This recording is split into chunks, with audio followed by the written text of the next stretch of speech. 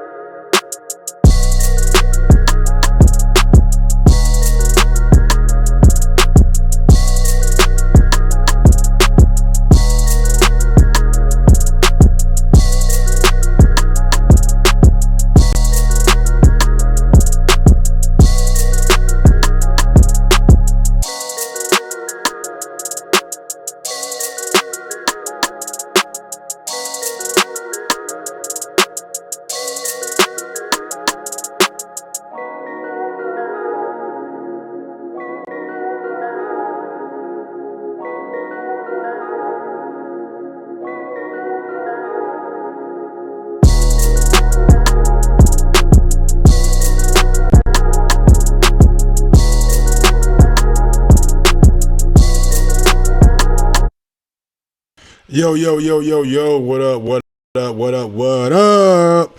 Welcome back to another edition of Mike on Sports. I am your host. I go by the name of Mike Grouse, man. Big ups to that 501 and that 317. Little Rock, Indianapolis, baby. We are in the motherfucking building. What's going on, people? What's going on? I'm back with another one. Yes, sir, Bob. We're going to be talking a little boxing today, you know what I'm saying? We're going to jump off the ledge with boxing. Then I'm going to come back with another show and preview the NFL Super Bowl and the playoff game from yesterday. But right now, man, let's get on this boxing tip, man. Let's see what we got on the docket first. Let me see. First of all, man, this weekend action, we had a major upset. Yesterday, Rosario, man, gets like the 5th round stoppage of Julian Williams, and it was evident from the jump. Yesterday was a big guy, man. Very big for 154. Showed that he had a lot of power, too. At that weight, you know what I'm saying? So, man, oh man, what up, the fans? What up, big homie? You know what I'm saying? Wish you was on Skype, you know what I'm saying? I'll bring you on and shit. We can chop up, you know what I'm saying? That boxing right quick. What up, Zorro? You know what I'm saying? But, yeah, man. Yesterday, man, showed me a lot. A very strong guy. Came in using, really wasn't using his jab that much, man. He was in there, motherfucker, seeking to and destroy the whole time. And J-Rock, man, he really can he take a punch or can he not take a punch? You know what I'm saying? Like that's gonna be the questions coming up sooner. You know what I'm saying? Rather than later. And also, man, what I seen from yesterday, man, is a guy that's gonna be a problem in this division. Joe Smith for Eliter Alvarez for the vacant WBO. Oh wow. I think Zordo Ramirez might have a say-so in that, you know what I'm saying? So we'll see how that plays out. But back to Rosario, Julian Williams says that he has a rematch clause in that fight. We'll see how that plays out, you know what I'm saying? And if he's able to get the rematch. And hopefully that fight, you know what I'm saying, makes a big fight in like the Barclays Center or somewhere in New York where both guys could have like an equal playing field. I doubt Rosario wants to go back to Philly and fight J-Rock there again, but we'll see and we'll see how that plays out. But man, looking at the 154 division, man, that might be the best division in boxing, man. It might be absolutely the number one division in the whole sport of boxing, man. I love what I'm seeing from that division. Everywhere you look, everywhere you turn, there are killers at 154. Absolute killers. At 154, I'm talking about Jamel Charlo. You got Jerry Hurd. You got motherfucking Julian Williams. You got Rosario now. You still got Tony Harrison. You still got fucking Patrick Textera. You know what I'm saying? You still got Carlos Adames. You still got Castellano. You got Laura. I mean, you got Austin Trout still in that division. 150, I mean, and go over to the UK. I mean, you got Scott Fitzgerald. You know what I'm saying? You got what's the guy's name? That beat Ted Cheeseman, and the one more, man, the fucking guy that led the way, but I can't even think of his name now. Yeah, from 1 to 25, man, it is murderer's row, man. Ain't no easy touch ups at 154, man. When you come at 154, you gotta expect to be in a good fight, man. Cause them boys over there, They ain't playing, man. 154 is man. But none are fighting each other, man. Yes, they are. You can't sit here and say that. I mean, Tony Harrison had a trilogy. You know what I'm saying? We had J Rock and Hurd. We had Hurd and Laura. We had Hurd and Trap. You know what I'm saying? Like Hurd done fought some guys. And he done fought some guys now. And then you got Rosario, who just made his name. He a player. You got Kohlberg, who's a player. Like 154, man, from top to bottom. And you may even have Jesse Vargas, who may go back up to 154. It was talks of him possibly fighting Jaime McGill at 154 at one point in time. 150. Then you got Jeff Horn, who's gonna be fighting at 154 his next fight with Tim Tszyu. So 154 is loaded, is jam packed, and it's gonna be some interesting fights to be made at that weight. Like there's no reason nobody. I believe so too. There's no reason why nobody should not be fighting each other. Like we should be getting good fight after good fight after good fight at 154. They should treat 154 like the UFC. Like make all these guys fight each other. They all got losses anyway. Ain't nobody protecting the O no more. Let these guys fight each other, man. Like who ain't nobody protecting the O at 154. Everybody got a loss. Hurd got all the top guys got losses. You know what I'm saying? So put them guys in the ring and let them fight each other. But moving on. Let me see what else we got on the docket. Big up to my guy, Prime Time, the Golden Child, Lil B-Hop, the boxer formerly known as Chris Kohlberg. Man, I know people gonna say, man, it was a boring fight. He put me to bed. He put me to sleep. That fight was boring. Look, man, I can admit the first 5-6 rounds was not a whole lot of action. But once Chris, you know what I'm saying, started to pick up the pace a little bit, you can see the young man in the ring thinking and processing information and understanding that I got to come forward a little bit more. I got to put up my high guard, my telephone books up, and come forward and try to walk this guy down and catch him on a counterattack. And one thing that he did, man, one thing that I thought was very, very smart, he started doing a little throwaway jab, a little throwaway motion, you know what I'm saying? Throwing a jab out there, just hoping that Corrales would counter so you can counter him, you know what I'm saying? Counter the counter. So I thought that was brilliant. I thought the young man showed a lot of poise. Even when he told his corner, like, man, chill out, don't rush it, you know what I'm saying? We got this, all right? I know what I'm doing. It's a 12-round fight. Don't push me, you know, I got this. And he showed everybody, you know what I'm saying? He scored a knockdown, was able to started to pick Corrales off and got the WBA interim title. Now, look, no matter how I feel about the WBA interim title, no matter how I feel about it, I mean, Chris Kohlberg was able to bring that belt home. You know what I'm saying? I mean, I think the WBA got too many titles. It's a little bit too many for me. But, hey, man, it is what it is, man, at the end of the day. Let's see what we got on the docket. Man, y'all know how could I not talk about the Mac? How could I not talk about Conor McGregor, man? Hey, he talked about he want to come back in boxing, you know what I'm saying, give him a belt. Who got a belt? We heard some names rumbling last week. Pacquiao. But yeah, man, Conor McGregor came back this weekend. Oh man.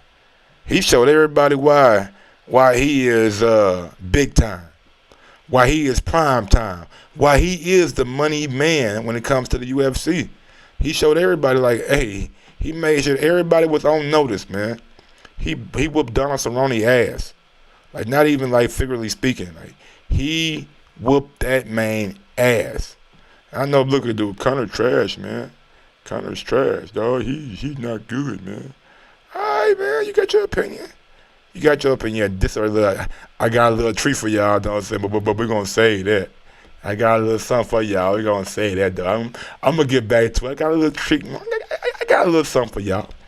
But, yeah, man, Conor, man, showed me a lot, bro. He showed me that when the pressure is at its highest, you know what I'm saying, he can come through and he can deliver when it's time to deliver. Went out there and beat the last American Cowboy and Donald Cerrone. Put the pause on that boy, like, first 40 seconds, man, he busted his nose, busted his eye, busted his lip. I think he got a fracture over the bone. So it was evident that Conor, man, was on top of his game this weekend. But when it comes to boxing, when it comes to the sport that we all love so much, who would y'all rather see Conor McGregor in there with? Would you rather see a Floyd Mayweather rematch? I'm of the mindset that the first fight wasn't even like that competitive, so why do I want to see a rematch? Would you want to see a Manny Pacquiao? Would you want to see Manny Pacquiao get his shot at Conor McGregor? I think that fight right there has a little bit more luster for me, a little bit more intrigue for me, a little bit more mystique for me. You know what I'm saying? I think that Manny Pacquiao and Conor McGregor could be a big fight. I think when you look at Conor McGregor, you know what I'm saying that he wants to be world champion one day, you got to look at the Manny Pacquiao fight as being that fight that could possibly land you to be world champion, you know what I'm saying, one day. It's all a possibility, man. Like, there were talks that Manny's team reached out to Conor's team and Dana White and them and tried to, you know what I'm saying, give some offers to Conor for a fight. And if you're Manny Pacquiao, what's the best way to lend yourself for another Floyd Mayweather payday? Is it possibly going out there and beating Conor in a more devastating fashion than Floyd did? That would get a lot of people talking. That would get a lot of more people interested in a Mayweather Pacquiao too. Sometimes you gotta think outside the box, you know what I'm saying? And I doubt, you know what I'm saying, this is like Manny think outside the box because Floyd already did it. But man, it's definitely a possibility, man. Who knows? It could lend itself to be a little bit more competitive fight than the Floyd Mayweather and Conor McGregor. Manny Pacquiao is a lot shorter than Conor McGregor. Conor will have the reach advantage on Manny Pacquiao, and I think it's a fight that you can sell to the people. Let Conor come back and get another impressive victory in the UFC. Fight somebody like Justin Gaethje or somebody like that at 154, Dustin Poirier. Come back with a fight like that, you know what I'm saying, and get the victory. Always you're gonna have a lot of people, you know what I'm saying, back on that bandwagon, back on that hype train of Conor McGregor. So I think a Conor McGregor fight with Manny Pacquiao makes tremendous sense. I think both guys should possibly lend their ear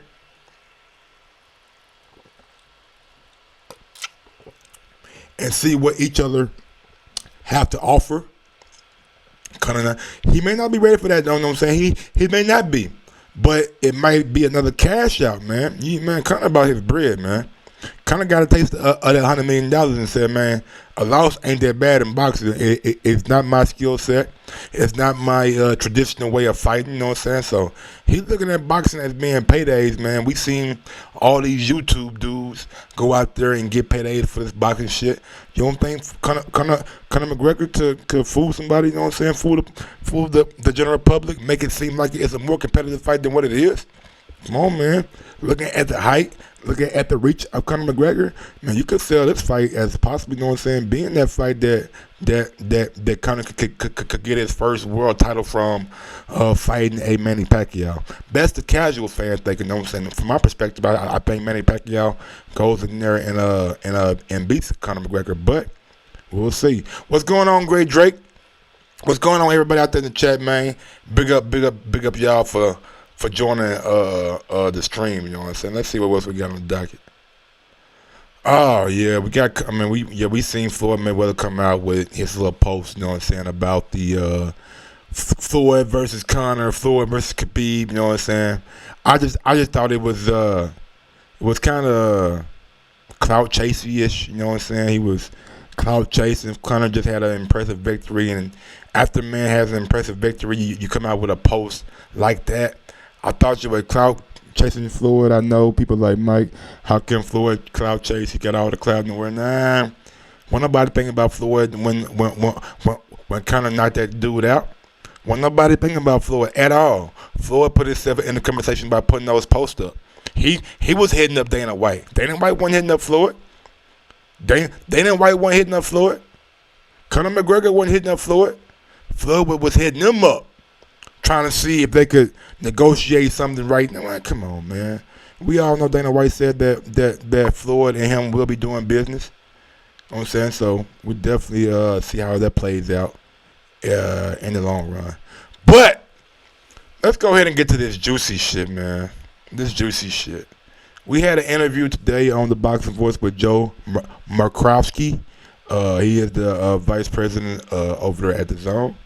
And it was a rumor for a little while, you know what I'm saying? Rumors came out, you know what I'm saying? And that the Zone could possibly have a good percentage of Matchroom USA, you know what I'm saying?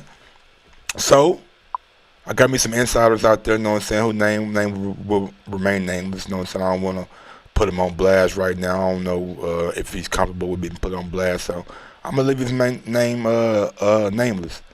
But I asked Joe this morning. I said, Mr. Joe McCloskey, does the Zone own shares in Matchroom USA? Now before this, before this answer, it was always just a rumor. You know what I'm saying?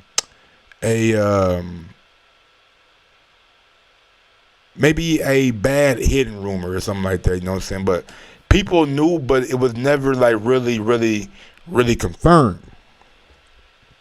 Now let's just look at like we can see, you know what I'm saying, these are all as you can see, this is all like World Series of darts and Matchroom boxing and all that, snooker and all that shit, you know what I'm saying? So we're looking down at Matchroom Boxing Limited, you know what I'm saying? It's country or of incorporation, and we see that's in England. And we go over to principal activity promoting boxing events, and we see ordinary shares and percentage of share held, 100%, 100%, 100%. You know what I'm saying? All right, so we move down to the next line. Matchroom Boxing USA Limited, country of incorporation in England. So, all right, these are all UK. Both 1 and 2 are UK held companies over in the UK. Promotion of boxing events, that's their principal activity, and the percentage of shareholders that they hold, 100%. Wow, okay, good.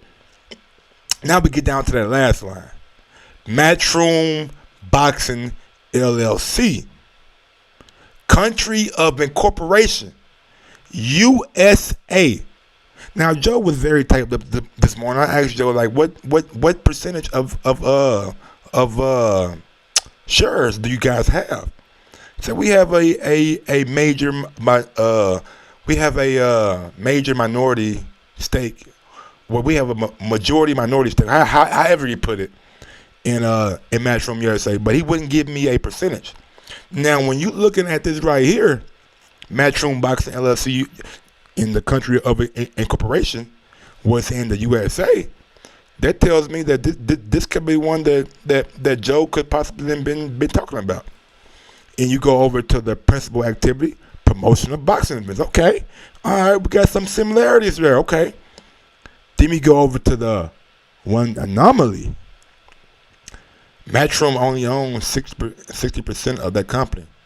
It tells me that that's Matchroom USA right there. You know what I'm saying? They only own 60% of the company. So I'm not the smartest person in the world. And maybe they have more than Matchroom USA. They have more than one investor. You know what I'm saying? But if it's only them two, that means the Zone owns 40% stake of Matchroom USA. That means the Zone has a lot of say-so of the Matchroom USA fighters that be on their card. A lot of say-so. Very interesting, man. Very interesting. Definitely some things that we got to look at and possibly talk to Eddie about and Joe about and yeah, man, get some answers to. Because you're giving up almost half your company to a network. That sounds like a lot of like in America, you know what I'm saying? That's not how you conduct like people would have, like just imagine if Fox owned 40% of PBC, or ESPN owned 40% of Top Rank. You know what I'm saying? Like those kind of things. Like we'll be looking at those promoters like, damn, but y'all just giving away y'all companies. But it seems like that $1 billion that Eddie got, it was a little bit more tied to it than what we thought. You know what I'm saying? A little bit more tied to it than what we first initially thought. You know what I'm saying? Like, I could be wrong, but with these glaring evidence, I doubt I am. What up, boxing historian? What up, Mr. PBC? I'm just saying, man. Things, that's very, very interesting right there. I thought that was very, very, very interesting. But yeah, man, let's see what we got. See what we got on the docket right quick. Got something on the docket? All right, let me see. Got to unplug it right quick and plug it back up. We're going to give you some boxing news right quick, and then we're going to hop up out this thing. Whoa. Oh, Mr. PBC got a secret admirer, man. You got a secret admirer, dog. Mr. PBC got it. When I see you out here pimping, big dog, you out here pimping and shit. Man, oh man. There we go. Where the fuck is my damn phone at? Okay.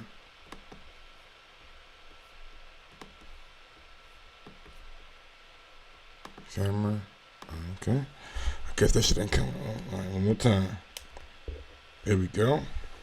I'm genuinely asking, like, what does it matter? But what does I mean? I guess if you want to look at it, I guess it don't really matter. But it just lets me know that Eddie's not running like the full entire show. That's all. Let me see what we got. Alita Alvarez look forward to Joe Smith showdown. How y'all see that fight going? I think it'll be a good fight. I think technically Alita is better than Joe Smith, but Joe Smith always has that punch of chance. I don't know if I'll be picking Joe Smith in that fight. Let's see what we got. Former coach not changing. Nope. USA. Nope. Lawrence Okolie could be moved to heavyweight in 2021. Cool. Not bad. Fortunio Campbell with WBC grants 1 week extension. Person big hearing delay. All right. Cool. That ain't really nothing. Let me see what we get right there.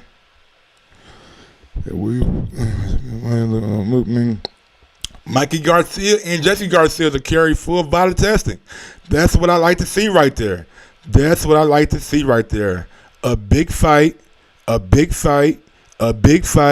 needs to be done via testing. I'm glad, and big ups to Jesse and big ups to Mikey, you know what I'm saying? Big ups to both guys for going under and going through with via testing, man. Both guys deserve kudos for doing that. KO the drugs, all right. What kind of drugs y'all trying to KO? Y'all trying to KO weed? I ain't with that. Blah blah. Our roads lead to 4 men with a steel, I guess. Obawale versus Donaire. Wow, Donaire get another shot? Oh, is Donaire going down to 115 for this fight? Donaire out here, man, he losing all the weight. Goddamn, Donaire trying to go down 115, trying to kill that man. This ain't my podcast. This ain't my proudest fap. I don't know. Wow. McGregor and Mayweather going through money fast. Rematch will happen. We'll see how fast that rematch happens, man. See what else we got on the docket, man. I don't really see nothing really juicy, you know what I'm saying? Nothing really juicy out there, man. Ain't nothing really juicy. Alita Alvarez knocked out Michael Seals and shit. Knocked that nigga the fuck out. That's pretty much it, man. Like, we ain't much juiciness out here, man. Let me go to the Twitter right quick. You know what I'm saying? Twitter might have something for me that I ain't seen yet. If not, man, y'all can catch me for that NFL NFL recap, and definitely I'm gonna be doing some NBA game chats today. MLK day all day.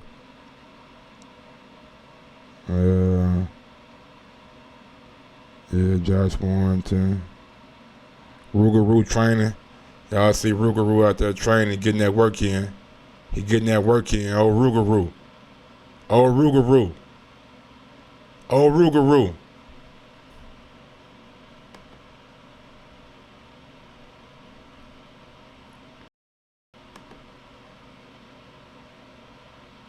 Look at that Rougarou, nigga.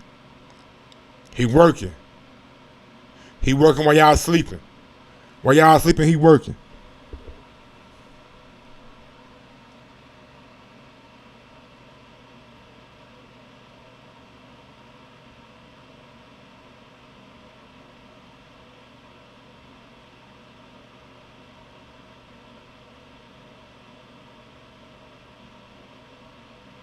Whoa. Hell no. Ain't no way in hell. Nigga, what? They tripping. I ain't stepping on that shit. Nah, man, I got a PS3.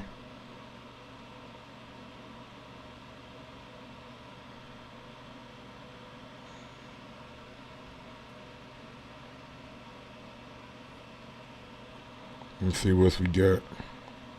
Yeah, not a whole lot of boxing news breaking today, man. I know Dylan White just put an interview out, so we're gonna check that out. But yeah, man, other than that, I think that's pretty much it. See, look, Dylan White just put an interview out with IFL TV, discussing his next potential opponents. Fury's comments on Klitschko Wilder sparring, all that shit, man. So we'll watch that interview and see what comes of it. But yeah, man, that's about it, man. Mike on Sports, I'm out this thing. PS4, man, PS4, my bad. Yes, sir.